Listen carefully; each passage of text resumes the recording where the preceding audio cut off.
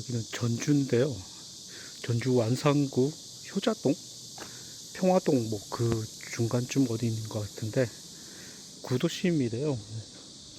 보면은 저기 공원도 있고, 공원 가니까 막 어린이 놀이터랑 뭐 정자로 쉴 수 있는 공간, 산책로 다 있고, 나중 구도심이니까 그래도 옛날 기준에서는 인프라가 굉장히 좋은 거죠.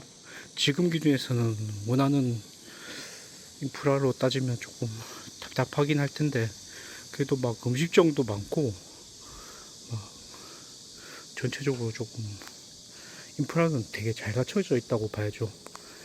그래도 한 몇십 년 동안 도심 그 기준으로 있었던 지역이다 보니까, 지금에 보면 이렇게 도로가 좀 좁아 보이지만 옛날에는 넓다고 생각했을 거 아닙니까? 그러니까 구도심을, 이건 뭐야? 리모델링 했는데 나무 데크에서 베란다 데크가 다 망가지고 있네. 집은 이뻐 보이는데 이런 건 좀 아쉽다. 나무로 된 건 오래 못 버티는 것 같아요.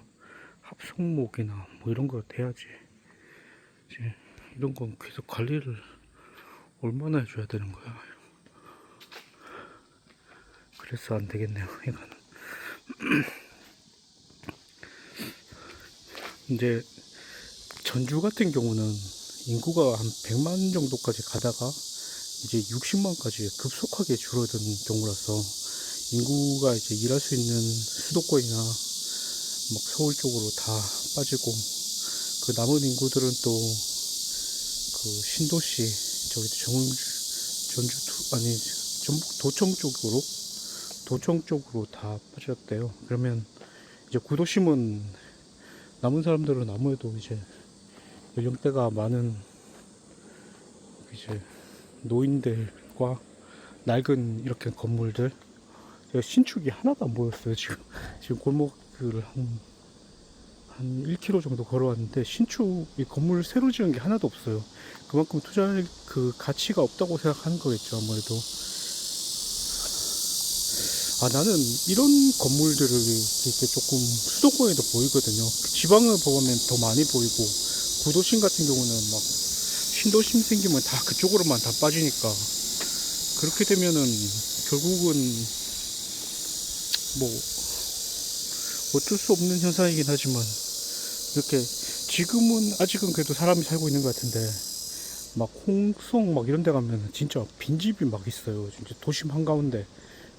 그게 구도심이라 할지라도 그래도 나름 뭐 맛집도 있고 그러다 보면은 그쪽으로 가게 되는데, 가다 보면 좀 깜짝 놀라요. 골목 들어가면은 빈집이 막 있고 이러니까 조금 깜짝 놀라는데, 그런 것들을 보면서 좀 드는 생각이, 여기 아직 인프라는 다 갖춰져 있잖아요.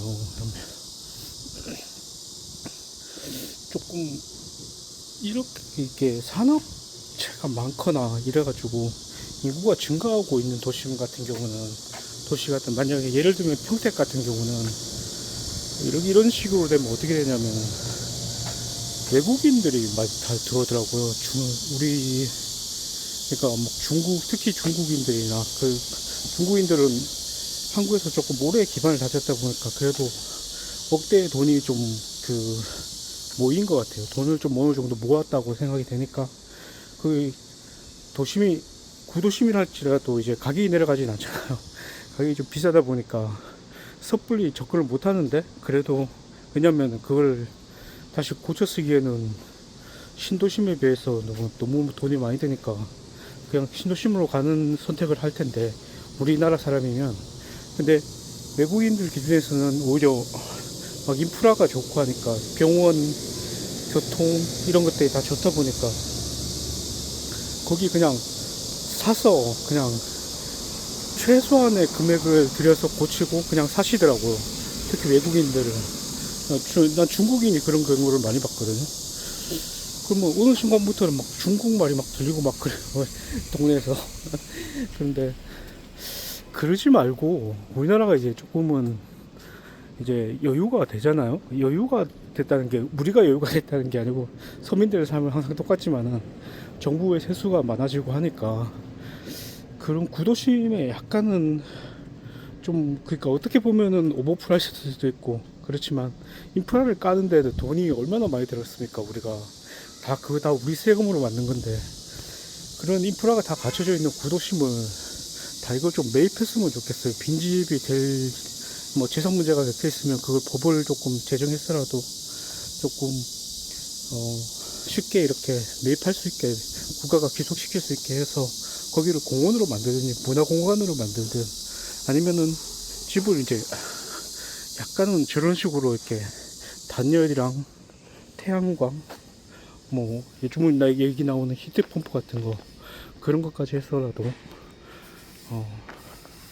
이렇게 집을 이렇게 모듈 다 부수고 그냥 모듈을 넣든지 아니면은 그걸 고칠 수 있으면 고쳐가지고 좀 살만한 공간으로 만들어서 그걸 좀 임대를 줬으면 좋겠어요. 특히 뭐 행복주택 같은 거 막 지역 외곽에 인프라도 없는데 그런 데 만들지 말고 인프라가 있는 이런 곳에다가 그냥 그대로 이용할 수 있게 하면 좋을 것 같아요. 좀 그런 생각이 좀 많이 드네요. 좀 아까워요. 인프라 자체가 아까워요.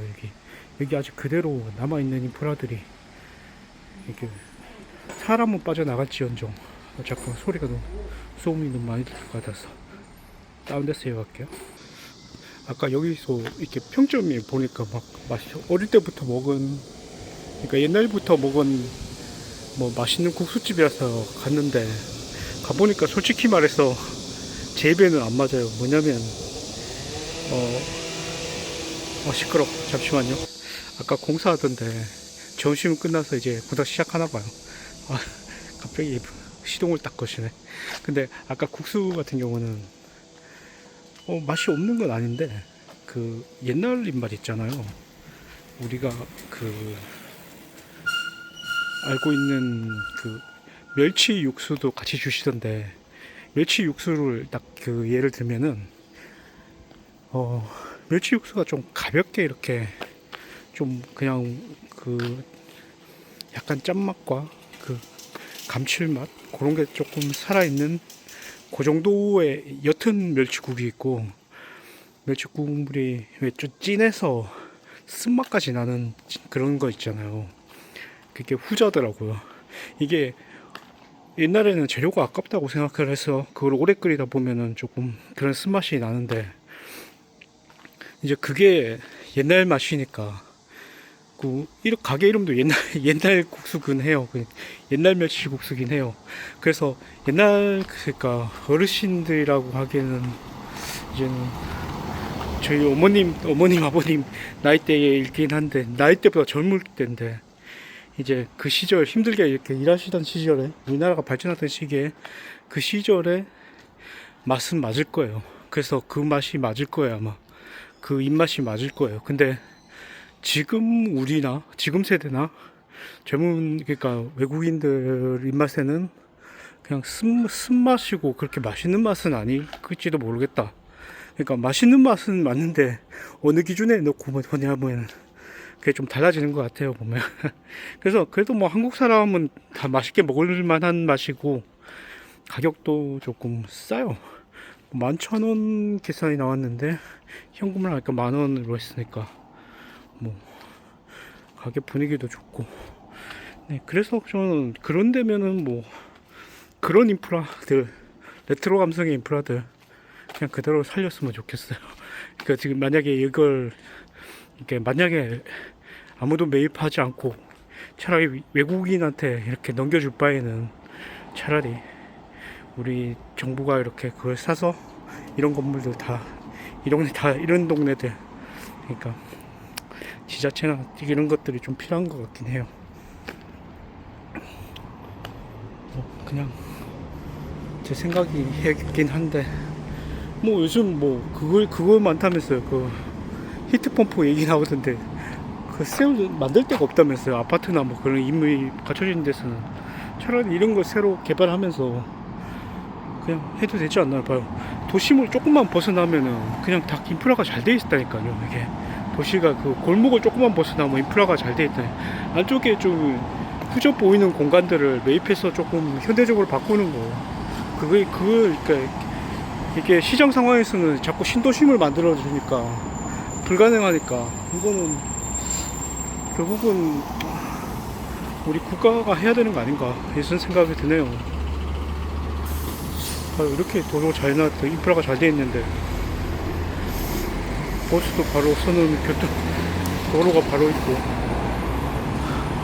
좀 아깝잖아요. 이 인프라를 우리 세금으로 다 만들었을 텐데 이걸 놓치는 게 조금 아까워요. 어쨌든 일단 오늘 전주 구옥도를 좀 돌아보면서 느끼는 게 그거네. 완산구 쪽에 구도심 좀 돌아보면서 느끼는 게 그런 겁니다.